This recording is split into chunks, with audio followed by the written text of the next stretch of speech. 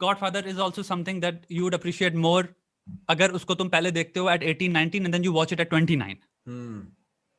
Please. Why would you say that? Because तुम I'll say that because life में 19 में you wouldn't fucking enjoy Godfather.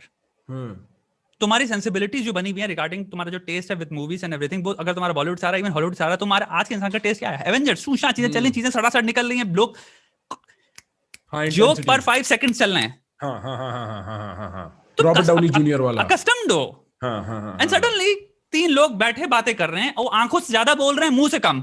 भाई एक और बात तुम कह रहे हो ये क्या चल रहा है, जो कौन मूवी देख रहे हैं, बोरियत मार रही है. ये होगा अंदर सीन. गॉडफादर बिना सबटाइटल के देखना ना मुश्किल काम है, और इसलिए नहीं क्योंकि उनकी बात समझ नहीं आती, क्योंकि वो रियलिस्टिक होने के चक्कर में ना, अगर बहुत लाउडली बात नहीं हो रही रूम में तो वो बहुत लाउडली बोल भी नहीं रहे, मतलब समझ रहा है, वो बिल्कुल विस्पर कर देंगे. वो रियलिज्म को इस लेवल पे मेरे को लगता है उस पिक्चर में अकाउंट फॉर कर रहे हैं कि अगर नहीं बोलनी जोर से जरूरत तो मत बोलो, वो आपस में बात कर रहे हैं. आई वुड से कि गॉडफादर देखो, उसके बाद उसके YouTube पे हजारों एनालिसिस दिखेंगे, then you will understand whatever you missed. Every scene में इतना ज्यादा सिंबलिज्म है, पावर स्ट्रक्चर जो साइकोलॉजिकल चल रहा है. जो तुम्हारा वीटो कॉर्लियोनी का सिंपल स्टार्टिंग का सीन है, वो इंसान आता है कहता है मेरी बेटी का साथ वो हो गया है, वो कहता है तुमने जब मैंने पहली दोस्ती का हाथ बढ़ाया था तो तुमने नहीं करा, अब तुम्हारी वो हो गई है. तो पहले उसको पैसा ऑफर करता है, वो कहता है तुम अभी भी शेम किए पड़े मेरे को, राइट वीटो की, तुम अभी पैसा देके मेरे को, मेरी बेटी की शादी पे आए हो तुम, पहले तो तुम एक काम लेके.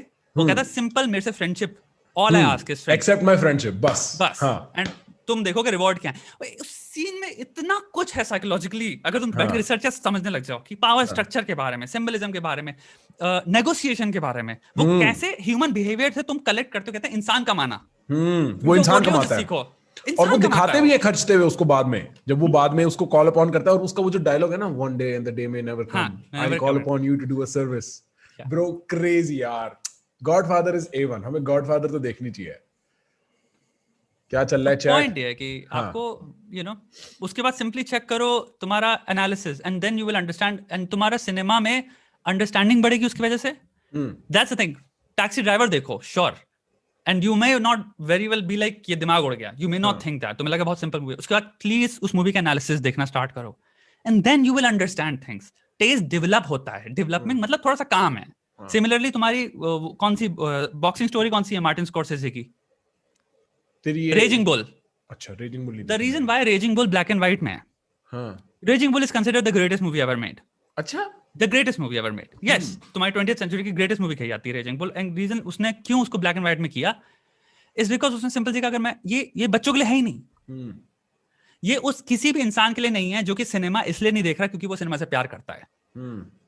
Like only if you truly crazily love cinema तुम उसको देखोगे. इसलिए मैं उसको ब्लैक एंड व्हाइट कर रहा हूँ कि तुम्हें टॉर्चर सहना पड़ेगा ब्लैक एंड व्हाइट देखने के लिए, तो मैं तुम्हारे पैलेटेबल बनाऊंगा ही नहीं. So that's the thing. Raging Bull बहुत स्लो मूवी है.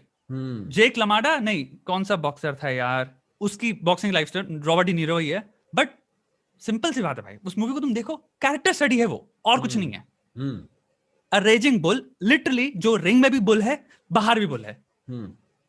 एंड उससे अप्स एंड डाउन्स, मतलब मार्टिन स्कॉर्सेज़े की सारी मूवियां साइकोलॉजिकल मास्टरपीसेस हैं. पहले तो और कौन सी पिक्चर है Martin Scorsese? Goodfellas, Casino, Mean Streets, Wolf of Wall Street. अच्छा, ये मार्टिन स्कॉर्सेज़े ने वो भी तो बनाया था ना एक, जो ये म्यूजिक पे, रॉक एंड रोल पे एक शो बना था, मैंने देखा था, मेरे को नाम नहीं याद आ रहा. एक सीजन के बाद वो कैंसिल हो गया. हाँ, कैंसिल हो गया था वो. ठीक शो था वो. बोरिंग था, काफी बोर हो गया वो शो. उस पेस से नहीं चल रहा था जो आज के उसमें HBO पे उन्होंने वो किया था. रॉक एंड रोल उस पे तुम्हारे 70s के उसमें वो स्टार्ट होते हैं, क्योंकि तुम्हारे म्यूजिक लेबल से स्टार्ट होते हैं ना, जिसमें वो लेड ज़ेपेलिन का एक कैमियो है. और भाई वो, मैं तो उस चीज को लेके बड़ा एक्साइटेड था, जिसमें ये उसका भाई है ना, ये बॉब डिलन का कोई रिश्तेदार या कोई किसी का रिश्तेदार है इसमें, जो इसकी प्रोडक्शन टीम में, ऐसा कुछ सीन था. बट मैं क्या बोलने वाला था, तेरे को वो पता है पाई मूवी, डैरेन एरोनॉफ्स्की की, देखिए? नहीं. वो भी उसने 99 डैरेन एरोनॉफ्स्की का नाम, सिंपल पाई नहीं, Pi, I know who Darren Aronofsky is. उसकी पहली मूवी थी Pi. Okay, black and white. It is about this golden number that this weird man has figured out, और उसके पीछे अब सब पड़े हुए हैं. The entire movie is black and white. Okay, ठीक है. और बहुत ही आर्टिस्टिक, सरियल सी, जिस तरीके से वो बनाता है ना, कि ऐसा लगता है तुम नशे में हो पिक्चर देखते हुए, वो नशे वाली फीलिंग आ रही है. तो मेरे को ना डैरेन एरोनॉफ्स्की एक बार मिला कोलंबिया में, ठीक है. वो अपने उसमें आया था स्कूटर में, जो वो कोई मिल गया वाला स्कूटर होता है ना, और उसकी किसी, ठीक है, फुल पावर. तो मैंने उससे पूछा, मैंने बोला भाई क्या तुमने ये ब्लैक एंड व्हाइट में पिक्चर क्यों बनाई? तो मेरी तरफ देखता है, अपने चश्मे उतारता है, हंसता है, कहता है मैं बंड था। कहता है मैं बहुत बंड था, मैं कॉलेज सारा टाइम मैं और मेरे दोस्त बॉन्ग वॉन्ग मार के यही देखते रहते थे, क्या करे पिक्चरों के साथ। उसकी पहली पिक्चर थी, कह रहा है सारे कॉन्सेप्ट मिक्स कर दिए मैंने उसमें, बट बहुत अच्छी पिक्चर है। Like that is probably my favourite Darren Aronofsky film. Requiem से भी ज्यादा पसंद है।